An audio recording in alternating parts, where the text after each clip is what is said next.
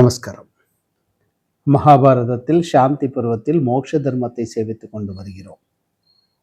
இன்று நாம் சேவிக்கும் இந்த அத்தியாயத்தில் அடக்கமுள்ளவனுடைய லட்சணமும் அடக்கத்துடைய சிறப்பு பற்றியும் பீஷ்மாச்சாரியார் யுதிஷ்டிரருக்கு தெரிவித்துக் கொண்டு வருகிறார்.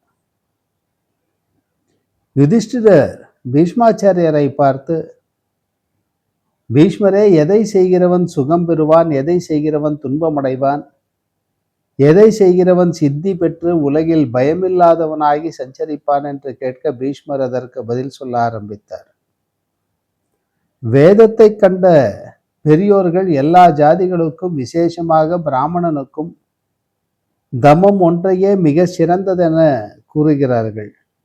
தவம் இல்லாதவனுக்கு கர்மங்களின் சித்தியானது உள்ளபடி உண்டாவதில்லை. கர்மமும் தவமும் தேவர்களும் யாவும் தமத்தில் நிலை பெற்று இருக்கின்றன. தமமானது தேஜஸை பெருகச் செய்யும். தமமானது பரிசுத்தம் என்று சொல்லப்படுகிறது. தமமுள்ள புருஷன் பாவம் இல்லாதவனும் பயமில்லாதவனுமாகி பெருமையை அடைவான். தமமுள்ளவன் சுகமாக உறங்குவான், சுகமாக விழித்து கொள்வான், சுகமாக உலகில் உலாவுவான். அவன் மனமும் தெளிவுள்ளதாக இருக்கும். தேஜஸானது தமத்தால் நிலை பெற்றிருக்கிறது. கொடுமை உள்ளவன் தமத்தை மீறி செல்லுவான். அவன் வெவ்வேறான காமம் முதலிய பல பகைகளை எப்பொழுதும் மனத்திலே காண்பான். மாமிசங்களை உண்ணும் கொடிய விலங்குகளிடமிருந்து பயம் உண்டாவது போல தமமில்லாதவர்களிடமிருந்து பிராணிகளுக்கு எப்பொழுதும் பயம் உண்டாகும். அவர்களை அடக்க வேண்டியதற்காக பிரம்மதேவர் அரசனை படைத்தார். எல்லா ஆசிரமங்களிலும் தமமே சிறந்ததாகும்.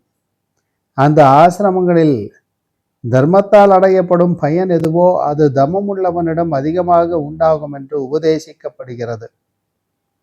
எந்த குணங்களின் கூட்டம் தவமாகுமோ அந்த குணங்களுக்குரிய குறிகளை கூறுகின்றேன். அவைகள் கிருப்பணத்தன்மை இல்லாமை, பரபரப்பில்லாமை, சந்தோஷம், ஸ்ரத்தை, கோபமில்லாமை, நேர்மை, எப்பொழுதும் அதிக பேச்சு பேசாமை, கர்வமில்லாமை, பெரியோர்களை பூஜிப்பது, பொறாமை இல்லாமை, கோள் சொல்லாமை, ஊர் வம்பு, பொய் புகழாமை, இகழாமை, இவற்றை விடுதல் ஆகியவை இகழாகும். மோட்சத்தில் விருப்பமுள்ளவனும் அனுபவ சமயங்களில் வருங்காலத்தை விரும்பாதவனும் பகையை செய்யாதவனும் உண்மையான உபசாரம் உள்ளவனும் நிந்தையிலும் ஸ்துதியிலும் சமமாய் இருப்பவனும் நன்னடக்கை உள்ளவனும் நல்ல சீலம் உள்ளவனும் தெளிந்த புத்தி உள்ளவனும் தைரியம் உள்ளவனும் பரிசுத்தனமாய் இருப்பவனும் இந்த உலகில் பூஜையை பெற்று இறந்த பின்னும் ஸ்வர்க்கத்தை அடைகின்றான். எல்லா பிராணிகளுக்கும் அரிதான பொருளை அளிப்பவனும் சுகம் உள்ளவனாக கழிப்பான். எல்லா பிராணிகளுக்கும் நன்மையை செய்வதில் முயற்சி உள்ளவனும் மனிதரை பகையாதவனுமாய் இருக்கின்றவன் பெரிய மடுவை போல கலக்கமடையாமல் மிக்க அறிவுள்ளவனும் திருப்தி உள்ளவனுமாகி தெளிந்திருப்பான். பிராணிகளிடமிருந்து யாருக்கு பயம் இல்லையோ, எல்லா பிராணிகளுக்கும் யாரிடமிருந்து பயம் இல்லையோ, புத்தி உள்ளவனும் தமமுள்ளவனுமான அந்த புருஷன் எல்லா பிராணிகளாலும் பூஜிக்கத்தக்கவனாகின்றான். பெரிய லாபத்தில் சந்தோஷமடையாமலும் பெரிய கஷ்டத்தில் சோகப்படாமலும் எப்பொழுதும் விசாலமான புத்தியுடன் இருக்கும் பிராமணன் தமமுள்ளவன் என்று சொல்லப்படுகின்றான். நல்ல கர்மங்கள் உள்ளவனும் சாஸ்திர ஞானம் உள்ளவனும் பரிசுத்தனும் எப்பொழுதும் தமம் உள்ளவனுமாய் இருப்பவன் அந்த தமத்திற்குரிய பெரிய பயனை அனுபவிப்பான். அசூயை இல்லாமை, பொறுமை, சாந்தி, சந்தோஷம், பிரியவசனம், சத்தியம், கொடை, சிரமமில்லாமல் இருப்பது இவை துஷ்ட புத்தி உள்ளவர்களுடைய வழி அல்ல. காமம், கோபம், லோபம், பிறனிடம் அசூயை, தற்புகழ்ச்சி, சந்தோஷமில்லாமை, பொய், அவிவேகம் இவை கெட்ட புத்தி உள்ளவர்களின் வழியாகும்.